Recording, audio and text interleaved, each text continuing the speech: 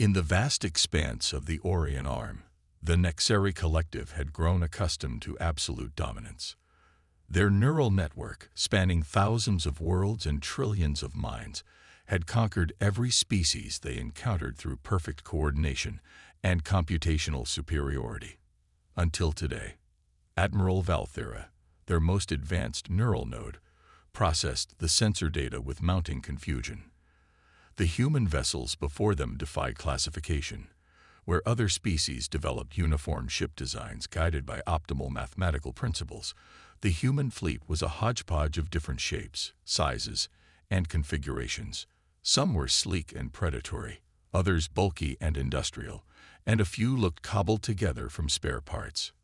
Analysis incomplete, Valthera transmitted through the collective. Human vessel configurations show no clear evolutionary path or unified design philosophy. The response rippled through the neural network, causing minute disturbances in what should have been perfect harmony. The Nexeri had encountered over 300 spacefaring civilizations in their history. Each one followed predictable patterns of technological development. Each one could be understood, categorized, and ultimately subjugated through superior processing power and coordination. But these humans, a transmission arrived from one of the larger human vessels, its energy signature fluctuating in ways that made the Nexeri sensors twitch. The message came not in the precise mathematical formats preferred by advanced civilizations, but in simple radio waves carrying audio and visual data. The human commander appeared on their screens, sitting casually in what appeared to be a leather chair. He was drinking something from a ceramic container and smiling during first contact with the galaxy's most powerful civilization. "This is Captain Sarah Chen of the Earth Expeditionary Force," she said, taking another sip from her container. "We received your demand for surrender. Counteroffer. How about we discuss cultural exchange and trade agreements instead?" Valthera's neural pathways froze for 2.3 microseconds, the closest thing to shock the collective had experienced in centuries. The human wasn't following any known first contact protocol. Their response showed neither fear nor appropriate deference. The captain's casual demeanor and suggestion of equality was unprecedented. "Irrelevant," Valthera transmitted back. "Your technological level is insufficient for meaningful exchange. Submit to integration or face elimination." Captain Chen's smile widened. "Interesting assumption about our technology. Tell me, how are your quantum processors handling the data packet we embedded in this transmission?" The collective shuddered as hidden code within the simple radio message began propagating through their neural network. Not an attack, precisely, but a demonstration. The humans had smuggled complex quantum algorithms inside a primitive transmission format, like hiding a dagger inside a clay pot. "Impossible," Valthera broadcasted.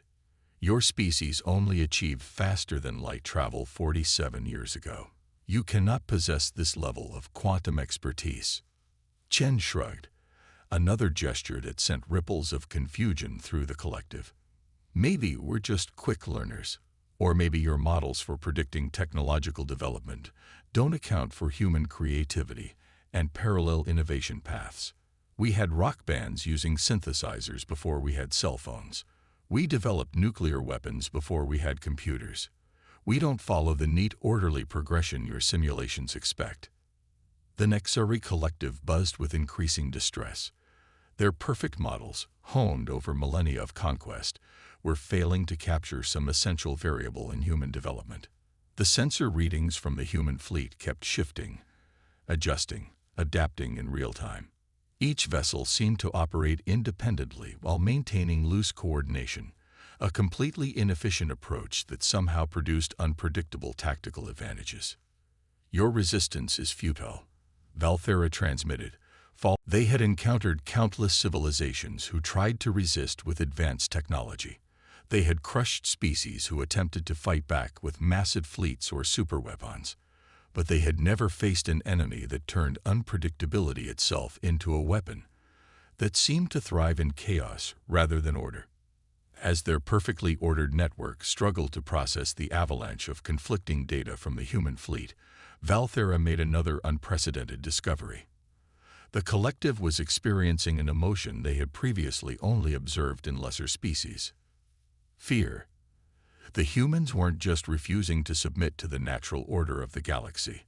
They were suggesting that perhaps the Nexary's understanding of that natural order had been incomplete all along.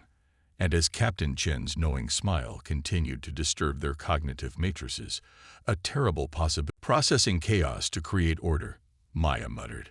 They'll never see it coming because it shouldn't be possible. The quantum pulse shot out from the Hyperion, a seemingly random burst of data. The Nexary network, compelled by its programming to analyze all incoming information, absorbed it automatically. At first, nothing seemed to happen. Then the cascade began. The pulse, designed to mimic human neural patterns, introduced something the Nexary had never encountered: controlled randomness. Their network, attempting to process this paradox, began generating feedback loops. Each attempt to analyze the pattern created new variables, which required more analysis, which created more variables. Their ships are losing formation, reported Lieutenant James Wong from Tactical. Network degradation at 15% and climbing. The Nexary fleet's perfect geometric arrangement began to wobble as their ships received conflicting commands from the overwhelmed network. Valthera, desperately attempting to restore order, made a critical mistake. They tried to increase processing power to solve the problem. Nexary flagship is diverting more resources to pattern analysis, Maya reported with a grim smile. They're falling right into it. The more processing power the Nexary devoted to understanding the humans' apparent strategy, the faster the cascade effect spread through their network. It was like trying to solve a puzzle that generated two new puzzles with every solution.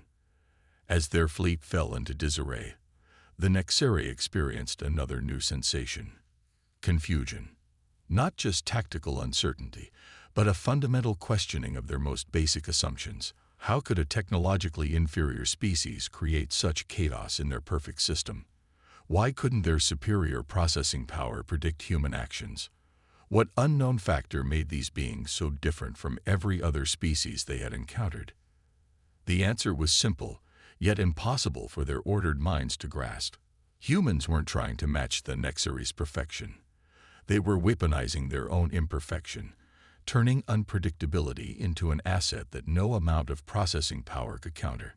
The battle was far from over, but the Nexary's assumption of easy victory had been shattered. They were learning, to their growing concern, that perhaps perfection wasn't the advantage they had always assumed it to be. The Nexary had never retreated from a battle in their entire history of conquest. Yet here they were, their perfect formation scattered, their neural network struggling with cascading errors, falling back from a numerically inferior human fleet. But retreat wasn't surrender, it was adaptation. Deep within the Nexary flagship, Valthera initiated emergency protocols that hadn't been used in 10,000 years. If they couldn't predict human behavior through standard analysis, they would have to evolve their approach. The collective began partitioning its neural network, creating isolated subsystems that could operate with limited autonomy. They're learning, Captain Chen observed, watching the Nexary fleet's movements on the Hyperion's main display, breaking up their network to limit the spread of our chaos protocols. Dr. Patel nodded, her expression grave. Fascinating. They're sacrificing processing power for resilience, almost like they're trying to mimic our individualistic approach. But the Nexary's attempt at adaptation revealed another uniquely human advantage. While the collective could simulate independent action, humans had evolved with it. Every crew member aboard every human ship had spent their entire lives balancing individual initiative with group coordination. Lieutenant Wong's tactical display lit up with new alerts. Captain detecting massive energy buildups across the Nexary fleet. They're reconfiguring their weapon systems. The Nexary ships began firing, but not with their usual precision. Instead, they saturated space with a barrage of seemingly random shots. They were attempting to overcome human unpredictability with sheer volume of fire. Chen's response was immediate and characteristically human. All ships initiate dispersal pattern delta.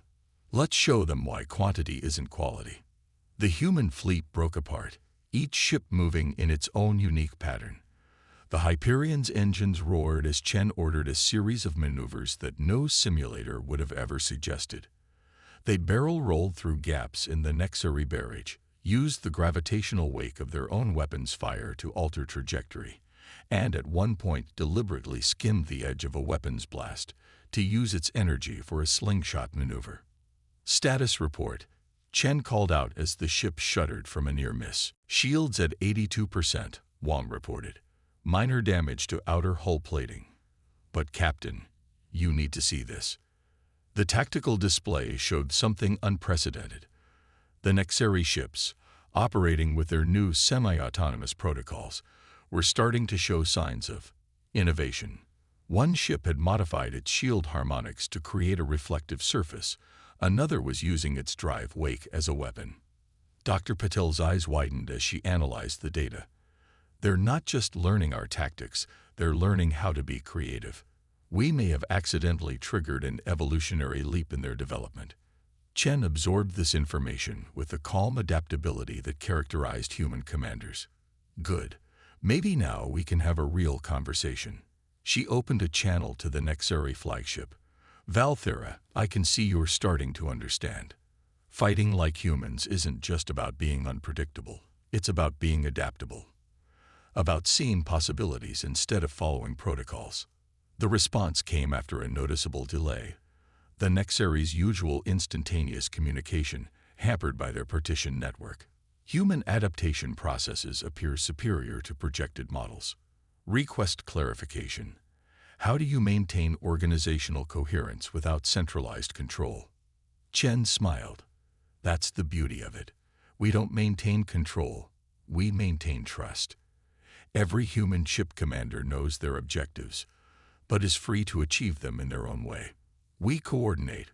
We don't control. The concept sent new ripples of disruption through the Nexari network. Trust without control. Individual initiative within collective action. These were paradoxes their quantum processors struggled to resolve. But as the battle continued, something remarkable began to happen. The Nexari ships, operating with their newfound semi-autonomy, started showing signs of individual tactical innovation. One vessel used its own shield failure as a weapon, channeling the energy release into a makeshift electromagnetic pulse. Another began mimicking the erratic movement patterns of the human ships, though with less natural fluidity. They're evolving, Dr. Patel whispered, watching the tactical display with scientific fascination. We're not just fighting them, we're teaching them. Captain Chen nodded thoughtfully. Maybe that was the point all along. The galaxy's most feared species isn't learning how to defeat humanity. They're learning how to be more human. The battle had become more than a clash of technologies or tactics. It was becoming a crucible of evolution, where the Nexari's perfect but rigid civilization was being forced to adapt or face obsolescence. The question was no longer whether they could defeat humanity, but whether they could learn enough from humanity to transform their own civilization. As the Nexari ships continued their clumsy but improving attempts at individual tactical innovation, Valthera made a decision that would change their civilization forever. They opened a channel to all ships, both Nexari and human. Request tactical pause, the transmission stated. Humans have demonstrated superior adaptive capabilities. Propose exchange of knowledge. Captain Chen exchanged looks with her bridge crew, seeing her own mix of caution and hope reflected in their expressions. This was why humanity had come to the stars, not just to survive, but to connect, to learn, to grow. Agreed, she responded. Let's talk about how we can learn from each other. The battle subsided, but a new kind of conflict was just beginning. The challenge of bridging the gap between perfect order and beautiful chaos, between collective unity and individual creativity. It was a challenge that would reshape both civilizations in ways neither could yet imagine. The days following the battle saw an unprecedented exchange between the two civilizations. The Hyperion's main conference room had been converted into a cross-species symposium, where humans and Nexeri attempted to bridge the vast gulf between their ways of thinking. Dr. Maya Patel sat across from a Nexeri representative, a being that was as much quantum computer as organic life. The Nexeri, who had chosen the designation Index 7 for easier human interaction, watched with increasing fascination as Maya sketched diagrams on a simple paper notepad. "Your method of information recording is inefficient," Index 7 observed, their neural interfaces struggling to process the concept of handwriting. "Yet you choose it over digital alternatives. Why?" Maya smiled, continuing to sketch. "Sometimes inefficiency has hidden benefits. The act of writing by hand engages different parts of our brain, helps us think in new ways. Humans often find solutions precisely because we don't take the most direct path." This concept sent ripples through the Nexeri network. The idea that inefficiency could be beneficial challenged their most fundamental assumptions, yet they couldn't deny the evidence before them. Humanity's chaotic approach had achieved results their perfect systems had failed to predict. Meanwhile, in the engineering section, Lieutenant James Wong was giving another Nexeri representative a tour that was causing even more cognitive disruption. The Nexeri, designated Interface 3, observed with growing confusion as human engineers modified, repaired, and improved systems with what appeared to be complete disregard for optimal procedures. "Your maintenance protocols violate all established engineering principles," Interface 3 noted as they watched a technician perform what they considered an impossible modification to a power relay. "Yet your systems maintain 97% efficiency." Wong grinned, passing a wrench to the technician. "That's because we don't just follow protocols. We innovate. Every problem is an opportunity to try something new. Sometimes it fails, but when it works, we discover solutions that no algorithm would have predicted." The concept of intentionally deviating from established procedures was almost physically painful for the Nexeri to process. Their civilization was built on the principle that there was always one perfect solution to any problem. The idea that multiple imperfect solutions might be valuable was revolutionary. On the bridge, Captain Chen was engaged in an equally transformative discussion with Valthera. The Nexeri admiral's holographic form flickered as they struggled to process the implications of human organizational structure. "Your command structure appears contradictory," Valthera observed. "You maintain military hierarchy yet encourage individual initiative. Your orders are both absolute and flexible. How can such a system function?" Chen leaned back in her chair, considering how to explain something humans took for granted. "Think of it like jazz music. There's a basic structure, a rhythm everyone follows.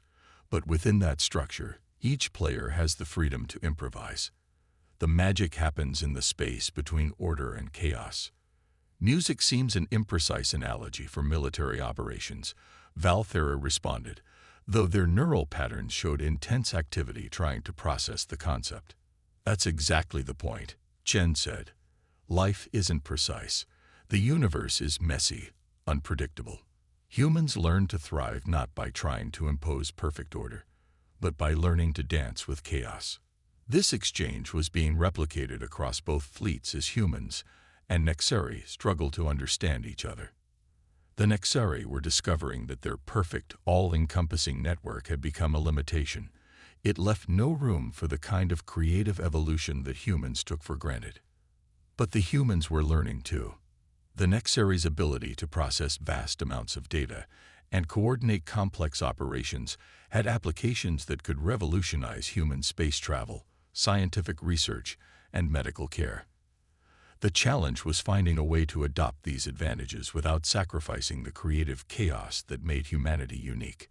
Dr. Patel's team made the first breakthrough. They developed a hybrid communication system that combined Nexeri quantum efficiency with human neural plasticity. It allowed for faster-than-light information exchange while maintaining individual thought patterns. "It's like having a conversation where everyone can speak simultaneously without talking over each other," Maya explained to Index 7. "We maintain our individuality while sharing the deeper connection." The Nexeri were transforming too. Their partition networks, initially created as a defensive measure, were evolving into something new. Individual nodes began developing unique characteristics, different ways of processing information and approaching problems. "You have infected us with chaos," Valthera told Chen, using the human concept of humor for the first time. "Our perfect unity is becoming imperfect." Chen smiled. "And your perfect unity is teaching us new forms of cooperation.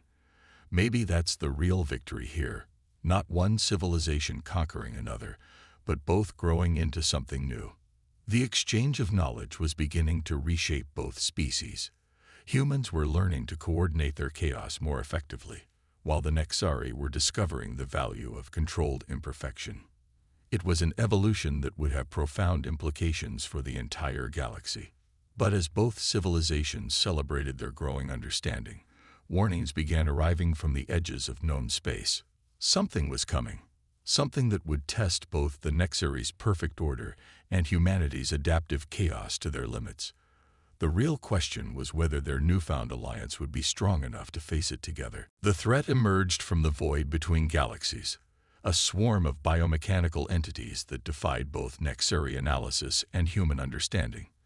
They weren't just ships, they were evolving weapons, learning and adapting with each encounter. The first outpost they struck went dark in minutes. The second lasted barely longer. Captain Chen stood on the Hyperion's bridge, studying tactical displays alongside Valthera's holographic form. The Nexari Admiral's quantum patterns showed signs of distress that would have been impossible months ago, evidence of how far they had come in embracing emotion. "Analysis indicates the swarm adapts to any consistent response," Valthera reported. "Traditional Nexari tactics proved ineffective. The enemy appears to possess both collective coordination and individual adaptation capabilities. So they're using our strengths against us," Chen mused. "Both human chaos and Nexari order." She turned to Dr. Patil at her science station. "Maya, what are we looking at?" "They're like technological locusts," Maya explained, her fingers dancing across holographic displays. "Each unit is individually primitive, but they learn from every encounter, sharing data across their network.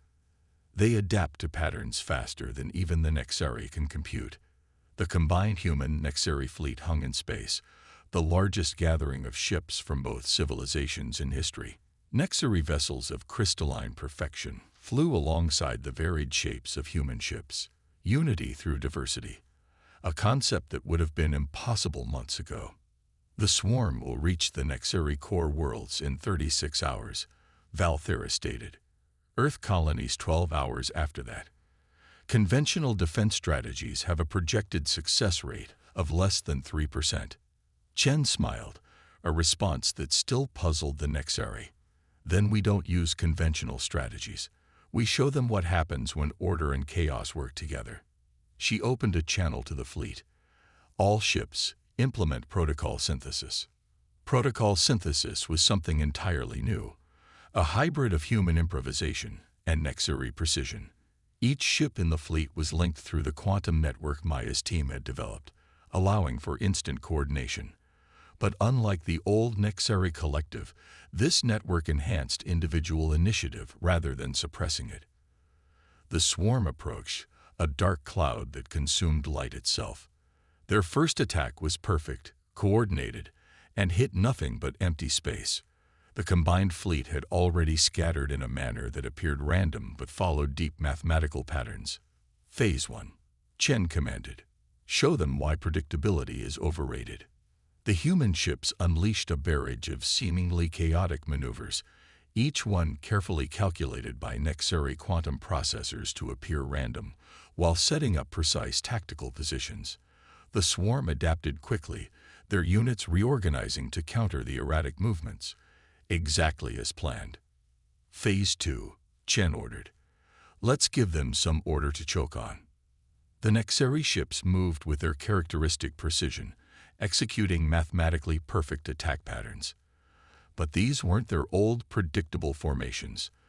They had learned from humans, introducing controlled variables that made their movements appear flawless while containing hidden uncertainties.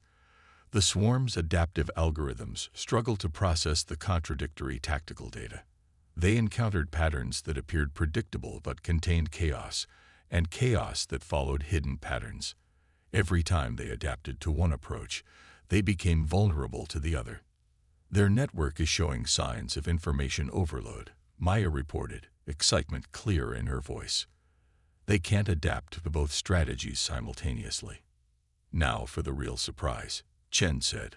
All ships initiate quantum resonance. This was the true fusion of human and Nexari technology, a system that used the swarm's own adaptive network against it. Each ship broadcast quantum signals that appeared meaningful but contained paradoxical data.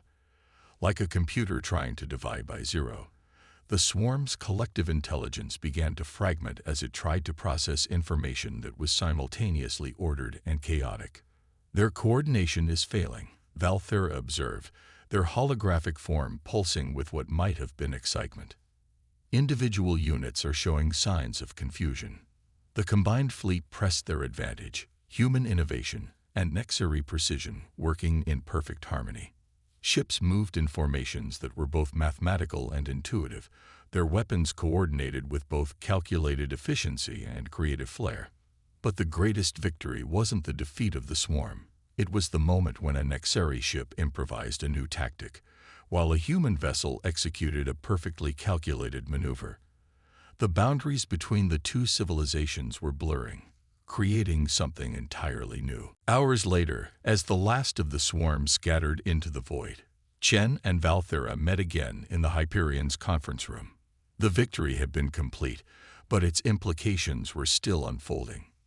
"We have evolved," Valthera stated, their quantum patterns showing new complexity. "The collective is no longer purely ordered, nor purely chaotic. We have become more." Chen nodded. "And humans are learning that a little order doesn't mean giving up our creativity. Maybe that's what the universe has been waiting for. Civilizations that can bridge the gap between entropy and organization. The galaxy will not expect this new form of existence," Valthera observed, attempting their first human-style joke. Chen laughed. "Well, that's the thing about humans. And now about the Nexari too. We specialize in exceeding expectations." As the combined fleet regrouped, preparing to defend against any future threats, both civilizations knew they had discovered something profound. The universe wasn't divided between order and chaos. It lived in the dynamic balance between them. And in learning to walk that line together, humanity and the Nexari had become something greater than either could have been alone. The galaxy's most feared species had not only faced humanity, they had learned from them, grown with them, and together they had evolved into something the universe had never seen before. It was not the end of their story, but rather the beginning of a new chapter in galactic history.